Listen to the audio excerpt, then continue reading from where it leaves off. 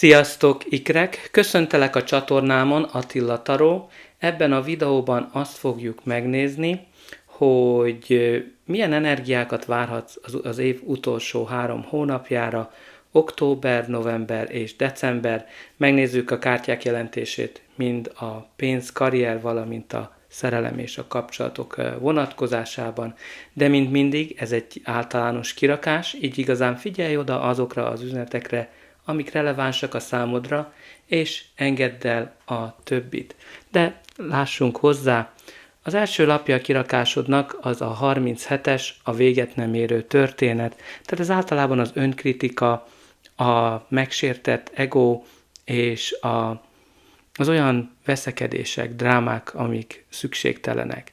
Tehát alapjába véve itt néhányatok igazán néha azt mondja, hogy ez az életem története, ezek a dolgok állandóan ismétlődnek az életembe, és igazán nagyon sok ilyen negatív önkritikát alkalmazol, amikor ez a lap kijön, és igazán ez a lap arra próbálja felhívni a figyelmedet, hogy igazán ennek az önkritikának véget kell vetned, hanem igenis arra kell fókuszálnod, hogy nem csak a negatív dolgok történhetnek veled, hanem jó dolgok is.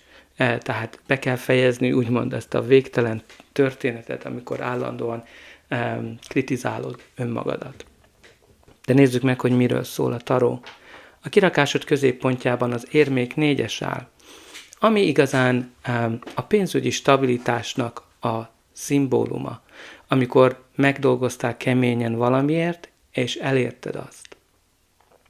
Ami a probléma vele, hogy amit elértél, ahhoz túlságosan ragaszkodsz.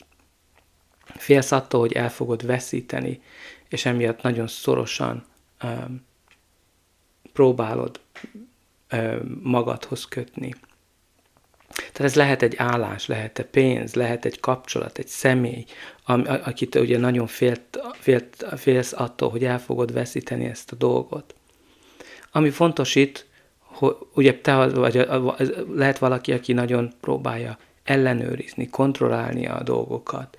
Féltékenységnek a tipikus megtestesítője, de akár visszatartott információt is jelentett, amikor titkokat. Itt nagyon fontos az, hogy ezt a félelmet próbáld elengedni, mert ha félelemre összpontosítasz, hogy valamit el fogsz veszíteni, azzal igazán azt vonzod be az életedbe, tehát próbáld ezt igazán ezen dolgozni.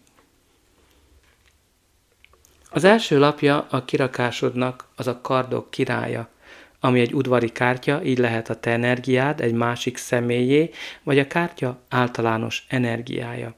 Amit erről a királyról kell tudnunk, hogy ő egy nagyon okos, nagyon ravasz, logikus személy, aki mindenen átlát, és nagyon tényszerűen közelíti meg a dolgokat, és számára igazán az igazság a legfontosabb, ezért mindig kimondja a véleményét, mert úgy van vele, hogy az igazat ki kell mondani.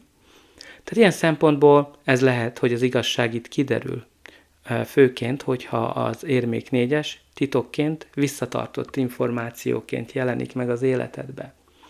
Mert ez ugye lehet egy bíró, lehet egy ügyvéd, akár egy vezető pozíció is, vagy egy személy, akivel ugye dolgod van, aki eléggé kimondja a véleményét. A következő kártya az uralkodónő, ami az anyafigurát jelenti a taróban. A gondoskodás, a szeretet, a szépség, a művészetek, a kreativitásnak a megtestesítője, a termékenységé. Jelzi azt, hogy valami új dolog jön az életedbe, ami hosszú távon nagyon jó lesz a számodra. Bőséget, gazdagságot, szeretetet, boldogságot hoz. Ez lehet egy új kapcsolat, egy új állás, üzleti lehetőség, de akár egy gyereknek a születését is jelentheti, mert ugye az uralkodónő az a termékenység megtestesítője. Tehát itt lehet 2 személy, 2 ember közötti kapcsolat, személyes kapcsolat, üzleti kapcsolat, akiket az uralkodónő és a kardok királya testesít meg. A következő kártya az a botokásza, ami valamilyen új kezdetet, új fejezetet hoz az életünkbe. ez egy nagyon szenvedélyes új kezdet, ez a szikra, ami bármit képes beindítani, egy nagy-nagy lobogó tüzet is. Lehet egy ötlet, egy kaland, egy állásajánlat, egy üzleti lehetőség, egy vállalkozás, ami mögött nagy-nagy lehetőség rejlik. Jelezheti azt a szikrát, ami beindított egy kapcsolatot, és ez a szikra visszajön. Vagy ha például a karriered olyan, amikor kezded elveszteni a szenvedélyt, akkor ez visszajön a botok ászával. Aztán itt lehet néhányatoknál egy szenvedélyes kapcsolat, amiből lehet, hogy egy gyerek fog születni. Aztán a következő lap, amelynek üzenete van számodra, az a Kelyhek 8-as, ami arról szól, hogy hátat fordítunk valaminek, ami fontos volt az életünkbe, nagyon kedves volt a számunkra, de már nem az.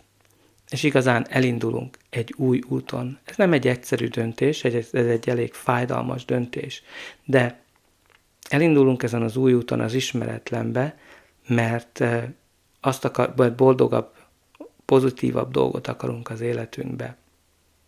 És igazán figyelünk a megérzéseinkre és a szenvedélyeinkre. Tehát itt lehet, hogy néhányatok egy kapcsolatot, egy állást, egy vállalkozást, vagy egy iparágat, vagy bármit magad mögött hagysz, ami úgymond fontos volt, de már nem az. Ami ugyancsak érdekes, a két kártya, a Kelyhek 8-as és az Érmék 4-es közötti ellentét, amikor ugye valamihez nagyon-nagyon ragaszkodunk, de van valami, amit hátrahagyunk. Tehát itt lehet, hogy van valami, amihez nagyon ragaszkodtál eddig, de aztán mégis úgy döntesz, hogy jobb hátrahagyni. Mert ugye a végítélet az a felismerésnek alapja. Amikor felismerjük azt, hogy mit akarunk, mi az igazi elhivatottságunk, mit akarunk a karrierünktől, a szerelmünktől, a kapcsolatoktól, stb. Jelezhet egy nagy-nagy döntést, egy igazságos döntést, különösen, hogyha a jogi peres eljárásban van részed, akkor itt jelzi azt, hogy mindenki megkapja, amit érdemel, mert ez a kártya a karma, az okozati összefüggéseknek a kártyája, jelenti a felszabadulást, az újjászületést, valamint amikor valami, amit tettél a múltba, úgymond visszaköszön valamilyen formában. Aztán ugye, ha összekombináljuk a kardok királyával, hogyha jogi peres eljárásban van része, hát akkor ugye ott egy igazságos döntés fog születni, mert a kardok királya az lehet a bíró, az ügyvéd, akit az igazság érdekel. Aztán fontos a végítéletnél, hogy ugye ne ítélkezz keményen önmagaddal, másokkal szemben, tehát különösen, hogy ez a végtelen történet, amikor nagyon sokat kritizálod önmagadat, tehát próbáld ezeket félretenni, vagy próbálj ezeken dolgozni. De nézzük meg, hogy mi lesz ennek a kirakásnak a végkimenetele, de előtte ne felejts el lájkolni, megosztani, valamint feliratkozni. Azzal mindenképpen jelzed, hogy ez a kirakás segített, és te is segítesz nekem abban, hogy növeljem a csatornám, hogy minél több emberhez eljusson az üzenet, különösen azokhoz, akiknek szüksége van rá. Neked ez csak egy gombnyomásba kerül. Remélem, hogy már meg is nyomtad mind a like és a feliratkozás gombokat. És persze ne felejtkezz el a kommentekről se. Nagyon érdekel, hogy hogyan rezonál ez a kirakás a te életedre vonatkozólag, valamint írj be pozitív megerősítéseket, például azt, hogy elengedem a félelmet, a túlságos ragaszkodást, valamint beírhatod azt is, hogy bőséget és boldogságot vonzok az életembe. A következő lapja a kirakásodnak az a főpapnő, ami egyrészt jelzi a végtelen sok lehetőségeket. Jelezheti azt, hogy sok állás, vagy üzleti lehetőség jön be, vagy több személy is az, aki érdeklődik irántad. De alapvetően ez a lap is arra szólít fel, hogy figyelj a megérzéseidre, a belső hangodba. De ugyancsak jelenthet titkokat, különösen amikor ugye összekombináljuk az Érmék 4-essel, meg a kardok királyával, tehát itt valami titok, amihez eddig nagyon-nagyon ragaszkodtunk, úgy látszik, hogy előjön, kikerül. Tehát valami múltbeli összefüggés is van vele.